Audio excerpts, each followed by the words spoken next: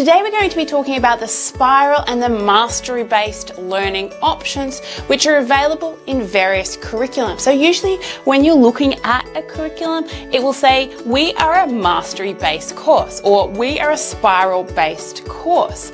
What do these terms mean? Let's start with mastery-based learning. What is mastery-based learning? Well, this is when students must demonstrate that they have mastered the topic before they move on to further curriculum material. Children learn things through repetition and practice, which is opposed to the more traditional way of schooling where children learn things through memorization and then they get tested afterwards. This lets children work at their own pace instead of rushing on to new material before they may know it. When they have finally learned the curriculum, then they can move on. An example of a mastery-based course is Beast Academy, which I've recently reviewed, and I'll link it below for you. This is an advanced learning mathematical program. It's often compared with Singapore Math. What are some advantages of mastery-based learning? Well, children can learn the material at their own pace, and they don't need to keep going over a topic if they already know the material. They don't have to hold back the rest of the class if they're too slow for it, and they can move on to more complex material if they're finding they're going at a fast pace. A lot of people say that this makes students more actively involved in learning, and they just learn more because they're enjoying it more. What are some possible disadvantages of the mastery-based approach?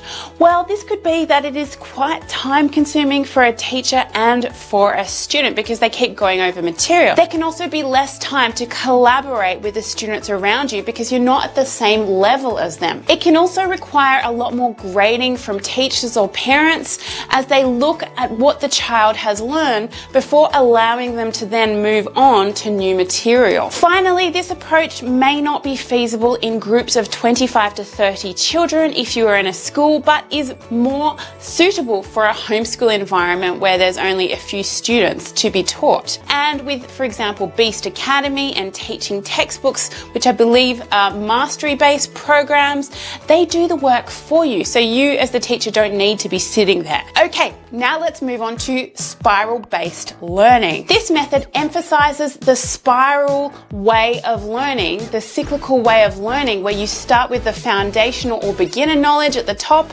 and then you circle around and you learn more, and you come back to the material you started with, but in a slightly more complicated way.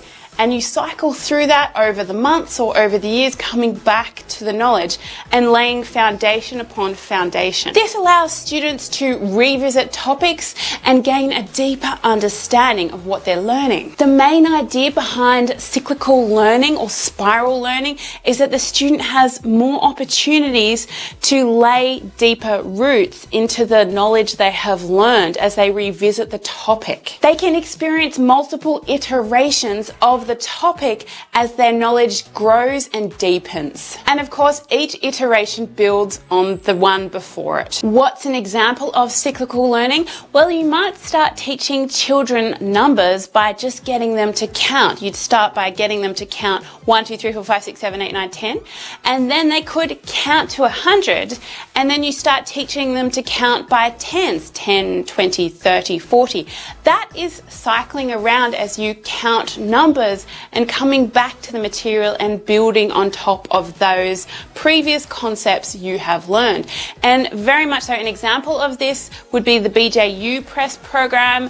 And as my son, I see him doing certain lessons, I notice that in lessons that follow, they come back to those topics and they do it in slightly different ways that build on previous levels of knowledge he's learned, but in a slightly more complicated way. This may be a really good way to learn if you're in a big classroom setting. And if a child is at that kind of average speed, it can be really fantastic for them. They may not be able to go slower or faster, but they can keep building on concepts. And if that's not a frustrating experience for them, or if they're not getting frustrated because it's too fast or too slow a pace, then the spiral-based learning way of doing things can be really good. Kids get to engage with the material on multiple different occasions at a more advanced level. But there are some disadvantages of spiral-based learning, and that is that things can get a little monotonous.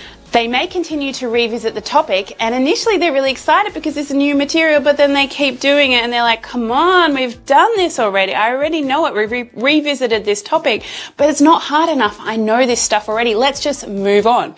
So the mastery-based model lets you do that, whereas spiral-based learning says, this is where we're up to. We are staying here until we're ready to move on. This can lead to boredom in the class as children struggle to keep engaged in the spiral model. For other kids, it may not provide them enough time to learn the material before they are then shuffled on to a new topic.